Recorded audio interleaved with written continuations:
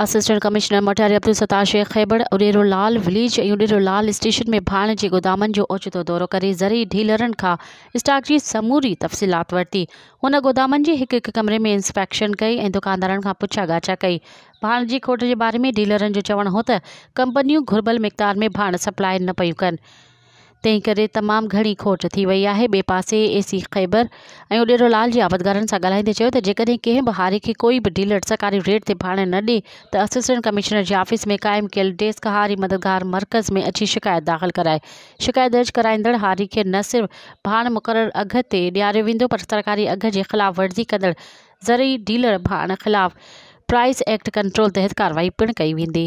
मज़ीद ख़बरनि ऐं तफ़सीलात लाइ विज़िट कयो असांजी वेबसाइट www.awamiNewsHD.com ऐं ॾिसंदा रहो अवामी न्यूज़ HD।